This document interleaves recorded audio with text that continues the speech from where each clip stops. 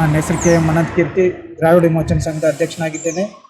ನಿನ್ನೆ ದಿನ ಮಾಲೂರಿನ ಶಾಸಕರಾದಂಥ ನಂಜೇಗೌಡರು ಮಾತನಾಡ್ತಾ ECC ಬ್ಯಾಂಕ್ನಲ್ಲಿ ತುಂಬ ಅಲ್ಲೋಲ ಕಲ್ಲೋಲವಾಗಿದೆ, ನಾನು ಇಷ್ಟೊಂದು ಅಲ್ಲೋಲ ಕಲ್ಲೋಲವಾಗಿದೆ ಅಂತ ಅಂದ್ಕೊಂಡಿರಲಿಲ್ಲ.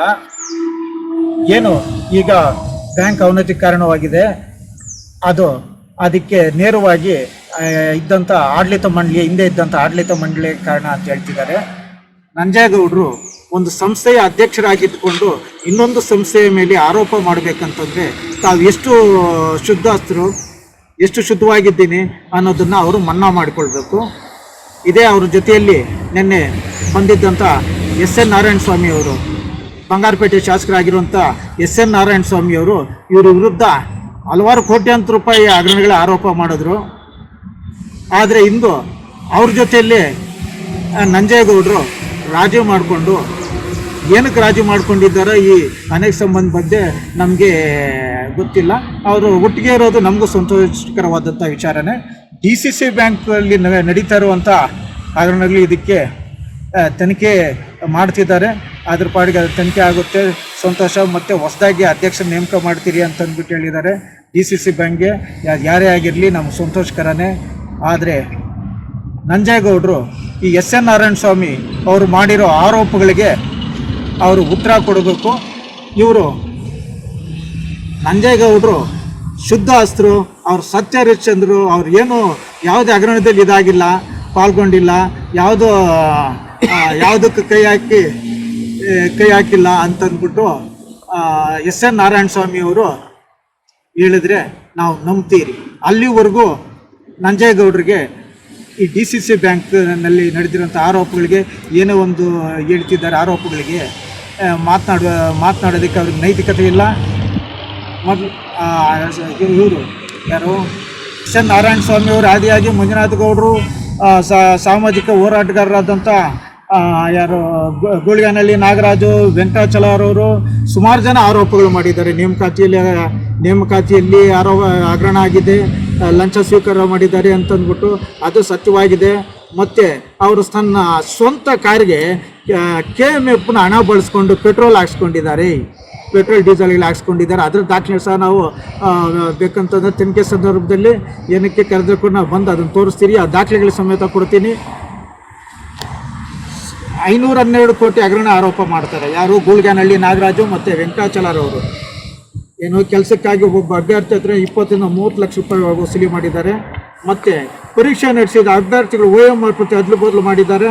ಆಯ್ಕೆ ಪ್ರಕ್ರಿಯೆಗೆ ಹಿಂದುಳಿದವರ ಅಧಿಕಾರಿಗಳನ್ನ ಯಾರನ್ನೂ ಆಹ್ವಾನಿಸಿದಿರೇ ಆಯ್ಕೆ ಪ್ರಕ್ರಿಯೆ ಮುಗಿಸಿದ್ದಾರೆ. ಹೊರ ಜಿಲ್ಲೆಗಳ ಅಭ್ಯರ್ಥಿಗಳಿಗೆ ಆ ಜಿಲ್ಲಾಧಿಕಾರಿಗಳು ಸಿಂಧುತ್ವ ಪತ್ರ ಕೊಡಬೇಕು, ಆ ಪತ್ರ ನೀಡದಿದ್ರು ಸಹ ಅವ್ರನ್ನ ನೇಮಕಾತಿ ಮಾಡ್ಕೊಂಡಿದ್ದಾರೆ. ಮತ್ತು ಐಸ್ಕ್ರೀಮ್ ಘಟಕದಲ್ಲಿ ಅದು ಪೂರ್ಣ ಆಗದಿರೋನೇ ಅದ್ರ ಸಲಕರಣೆಗಳು ಕೊಂಡ್ಕೊಳ್ಳೋದಕ್ಕೆ 9 ಕೋಟಿ ರೂಪಾಯಿಯಷ್ಟು ಹಣನ ಮಂಜೂರು ಮಾಡಿದ್ದಾರೆ. ನಿಗದಿತ ದರಕ್ಕಿಂತ ಹೆಚ್ಚು ದರ ಕೊಟ್ಟು ಖರೀದಿ ಮಾಡಿದ್ದಾರೆ. MEK ಗೋಲ್ಡನ್ ಡೇರಿ ಟೆಂಡರ್ನಲ್ಲೂ ಸಹ ಅಕ್ರಮ ಆಗಿದೆ. ಇಷ್ಟೆಲ್ಲ ಅಕ್ರಮಗಳು ಇಟ್ಕೊಂಡು ಇವ್ರ ಮೇಲೆ ಇಷ್ಟೆಲ್ಲ ಆರೋಪಗಳು ಇದ್ದರೆ ಕೂಡ ಇವರು ಸತ್ಯಹರಿಶ್ಚಂದ್ರರಂತೆ ನಂಜೇಗೌಡರು ಪೋಸ್ಟ್ ಕೊಡ್ತಿದ್ದಾರೆ.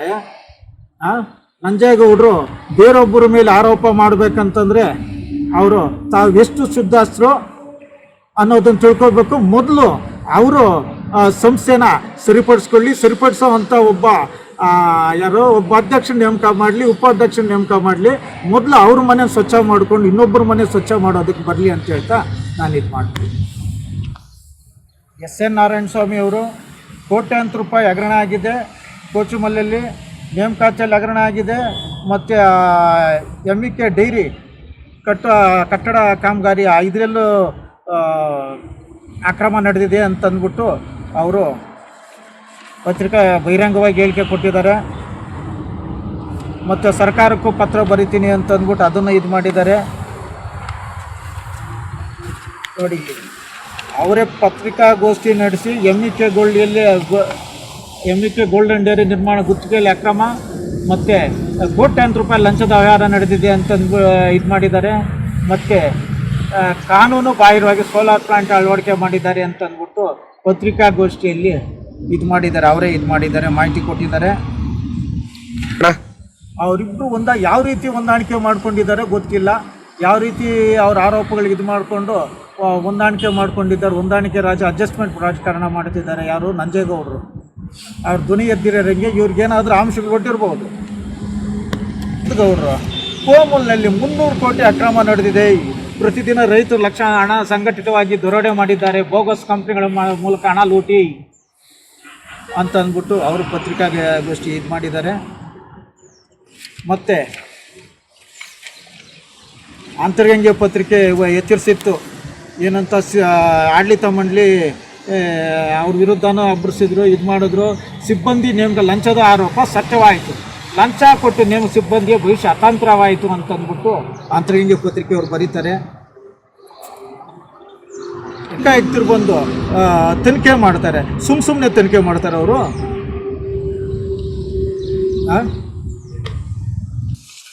ಕೋಮುಲ್ ಅಧ್ಯಕ್ಷ ನಂಜೇಗೌಡ ಅವಧಿಯಲ್ಲಿ 500 ಕೋಟಿ ಲೂಟಿ ಆರೋಪ ಮಾಡಿದ್ದಾರೆ. ಯಾರು? ಮಂಜುನಾಥ್ ಗೌಡರು, ಮಾಜಿ ಶಾಸಕರು. ಇದನ್ನು CBI ತನಿಖೆಗೆ ವಹಿಸಬೇಕು ಅಂತಂದ್ಬಿಟ್ಟು ಕೋರ್ಟ್ನಲ್ಲಿ ಹೋರಾಟ ಮಾಡ್ತೀನಿ ಅಂತ ಎಲ್ಲ ಹೇಳಿದ್ರು.